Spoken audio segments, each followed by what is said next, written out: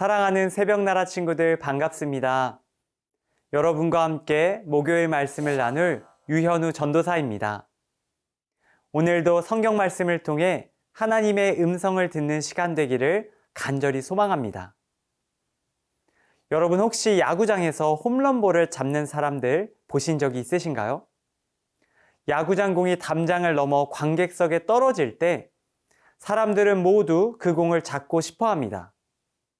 하지만 그 공은 아무나 잡을 수 없죠. 공이 떨어지는 그 지점에 있는 사람만이 바로 그 공을 잡을 수 있습니다. 많은 사람들이 원하지만 그 자리에 서 있는 사람만이 홈런볼을 얻게 되지요. 오늘 성경 속에도 마치 홈런볼을 잡는 자리와 같이 귀한 것을 얻을 수 있는 자리에 서 있었던 사람들의 이야기가 나옵니다. 오늘 그 이야기를 통해서 우리가 서 있어야 할 자리를 알아보기 원합니다. 오늘 말씀의 제목은 은혜의 자리에 서서입니다. 오늘의 말씀은 민수기 9장 1절에서 14절입니다. 그들이 이집트에서 나온 지 2년째 되는 해 첫째 달에 여호와께서 시내 광야에서 모세에게 말씀하셨습니다. 이스라엘 자손이 정해진 때 유월절을 지키게 하여라. 이달 14일 해질 무렵 곧 정해진 때에 그것을 지켜라. 그 모든 규례와 율례를 따라서 그것을 지켜야 한다. 모세가 이스라엘 백성들에게 유월절을 지키라고 말했습니다. 그러자 그들은 그달 14일 해질 무렵에 처음으로 시내 광야에서 유월절을 지켰습니다. 여호와께서 모세에게 명하신 그대로 이스라엘 자손이 행했습니다. 그러나 그들 가운데 사람의 시체로 인해 부정해져서 그날에 유월절을 지키지 못하게 된 사람들이 있었습니다. 그들이 그날 모세와 아론에게로 왔습니다. 그리고 그 사람들이 모세에게 말했습니다. 우리가 시체로 인해 부정해졌습니다. 하지만 다른 이스라엘 자손들과 함께 정해진 때에 여호와께 예물을 드리지 못하게 하시면 어떻게 합니까? 모세가 그들에게 대답했습니다. 너희에 관해 여호와께서 어떻게 명령하시는지 알아볼 테니 기다려라. 여호와께서 모세에게 말씀하셨습니다. 너는 이스라엘 백성들에게 말하여라. 너희나 너희 자손들 가운데 누구든 시체로 인해 부정해지거나 멀리 여행을 하고 있다고 할지라도 여호와께 유월절을 지키라. 그런 사람은 둘째 달 14일 해질 무렵에 그날을 지키면 된다. 누룩 없는 빵과 쓴 나물과 함께 어린 양 고기를 먹도록 하라. 아침까지 하나도 남겨서는 안 되고 뼈를 하나도 꺾어서는 안 된다. 모든 규례를 따라 유월절을 지키라. 부정하지도 않고 여행을 떠나지도 않았는데 유월절을 지키지 않는 사람은 자기 백성 가운데서 끊어질 것이다. 이는 그가 여호와의 예물을 정한 때에 바치지 않았기 때문이다. 이런 사람은 자신의 죄를 짊어져야 한다. 너희 가운데 사는 이방 사람이 여호와를 위해 유월절을 지키고 싶어 하면 규례와 율례를 따라 그렇게 하게 하라. 이방 사람이나 내국 사람이나 규례는 동일하다. 오늘 본문 1절에서 2절 말씀을 함께 읽도록 하겠습니다. 그들이 이집트에서 나온 지 2년째 되는 해 첫째 달에 여호와께서 시내 광야에서 모세에게 말씀하셨습니다. 이스라엘 자손이 정해진 때에 유월절을 지키게 하여라.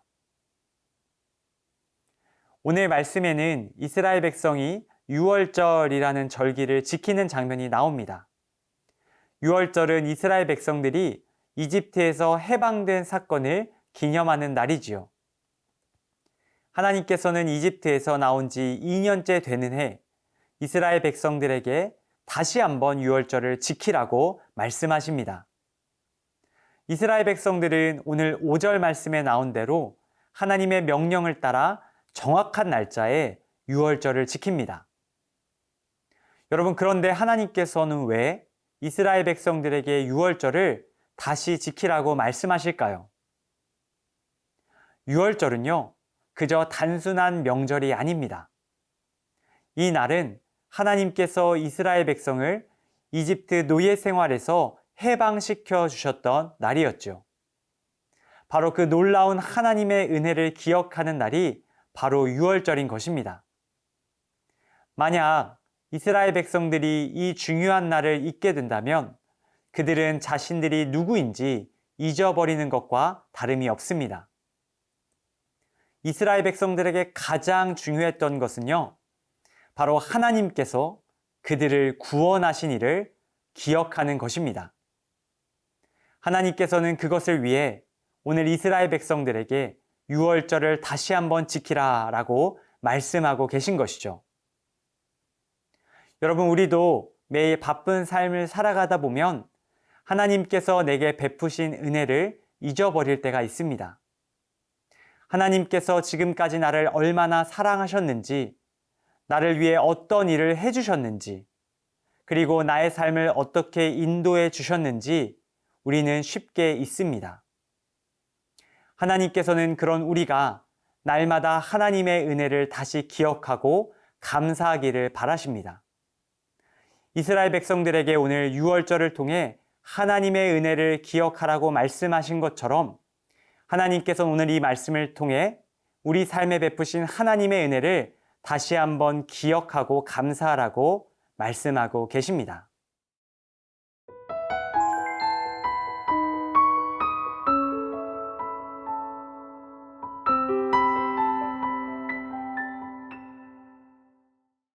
본문 10절 말씀을 다시 한번 읽겠습니다. 너는 이스라엘 백성들에게 말하여라. 너희나 너희 자손들 가운데 누구든 시체로 인해 부정해지거나 멀리 여행을 하고 있다고 할지라도 여호와께 유월절을 지키라. 이어지는 말씀에는 유월절을 지키고 싶지만 지킬 수 없었던 사람들이 나옵니다. 그 당시 시체를 만진 사람은 부정하다고 여겨졌기 때문에 유월절을 지킬 수 없었어요. 그들은 유월절이 지난 후에 유월절을 지켜야 했습니다.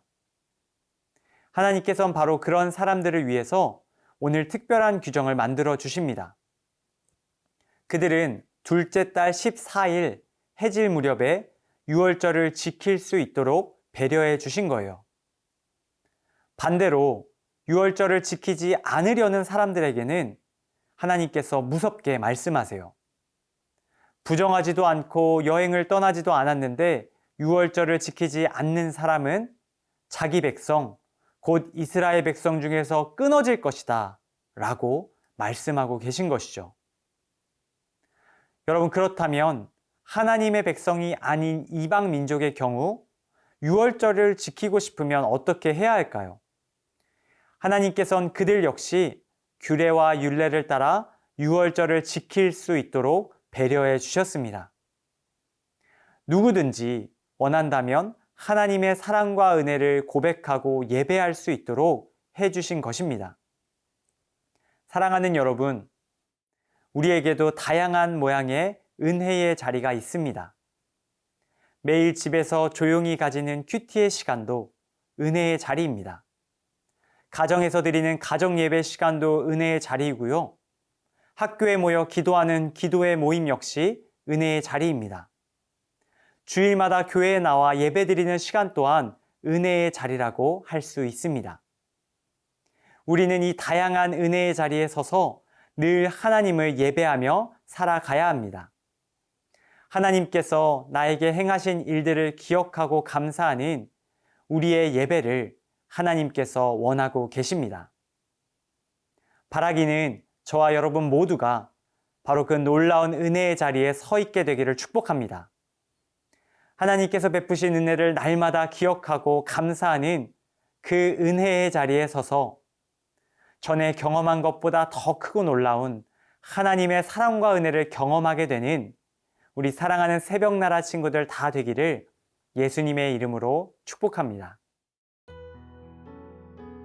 하나님 아버지, 오늘 저희에게 유월절을 지키게 하신 사람들의 모습을 통해서 저희가 서 있어야 할 은혜의 자리를 생각해 보게 하심에 감사드립니다.